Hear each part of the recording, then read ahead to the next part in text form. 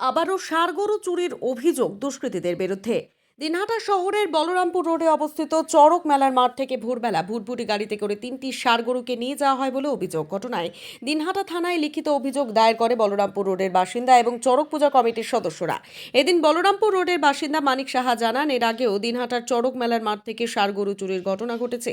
আজ ভোরবেলা পুনরায় একটি ভুটভুটি গাড়িতে করে ষাঁড় গরু 3টিকে নিয়ে যাওয়া হয় বলে অভিযোগ। ঘটনায় গরু 3টিকে উদ্ধারের পাশাপাশি দোষীদের উপযুক্ত শাস্তির দাবিতে দিনহাটা মহকুমা থানার দ্বারস্থ এলাকাবাসী। এর মধ্যেই জানেন যে দিনহাটা চড়ক পূজার মাঠ থেকে আজকে ভোরবেলায় 3টে ষাঁড় গরু, যেটা ধর্মের কারণে, মনস্কামনা পূরণের কারণে বিভিন্ন ব্যক্তিরা ছাড়েন, সেরকমই 3টে ষাঁড় গরু আজকে সকালবেলা ভোরবেলায় তুলে নিয়ে গেছে দুষ্কৃতিকারীরা। তো এই উদ্দেশ্যে আমরা 5 নম্বর, 10 নম্বর এবং দিনহাটা সুধী মানুষ, যারা সুধীজন যারা রয়েছেন, এবং চড়ক পূজার মাঠ পূজা কমিটি এবং বিদ্রোহী ক্লাবের সদস্যরা প্রত্যেকে এসে এখানে আমরা আইসি সাহেবের সঙ্গে কথা বললাম।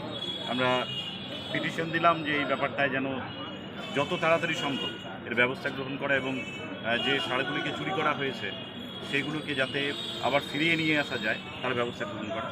যাক, আমাদের আইসি সাহেব আমাদের আশ্বাস দিলেন এবং তিনি যথারীতি তার কাজ শুরু করেছেন। তিনি আমাদের আশ্বস্ত করেছেন এবং আমরা অপেক্ষা করছি, দেখি পুলিশ প্রশাসন কীভাবে সেইগুলোকে নিয়ে আসতে পারেন। এবং ভগবানের উপরে আমাদের আস্থা রয়েছে যে আমরা অবশ্যই এই ষাঁড়গুলিকে ফিরে পাবো। এর আগেও তো একই ঘটনা ঘটেছিল। হ্যাঁ, এর আগেও একই ঘটনা ঘটেছে এবং এটা একটা পুনরাবৃত্তি। এর আগে 2টো ষাঁড় চুরি হয়েছিল, যদিও পুলিশ প্রশাসন তাদের তৎপরতায় এবং আমরা খুব তাড়াতাড়ি সেগুলোকে আবার ফিরে পেয়েছিলাম।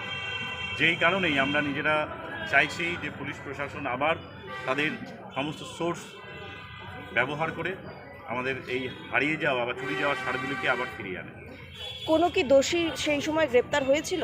না, সেই সময়ে কোনো দোষী গ্রেপ্তার হয়নি এবং আমরা এবার বারবার করে সেটাও অনুরোধ করলাম যে এবার যাতে একসঙ্গে হৃত জিনিসগুলো, অর্থাৎ আমাদের যে চুরি যাওয়া জিনিসগুলো, সেগুলোও যেন ষাঁড়গুলোকে ফিরে পাই। সেই সঙ্গে যারা এই দুষ্কর্মের সঙ্গে যুক্ত রয়েছেন তাদেরও যেন গ্রেপ্তার করা হয় এবং কঠোর থেকে কঠোরতম শাস্তি, দৃষ্টান্তমূলক যেন শাস্তি তারা পান, যাতে এরকম ঘটনা আর দিনহাটার বুকে না ঘটে। বাইরের থেকে এসে একটা পিকআপ ভ্যান, যেটার কোনো নাম্বার প্লেট নেই, তারা এসে দিনহাটা শহরের বুকের থেকে এইভাবে নিয়ে চলে যাবে দিনহাটা ভোরবেলা, এরকম ঘটনা আমরা মানতে পারছি না।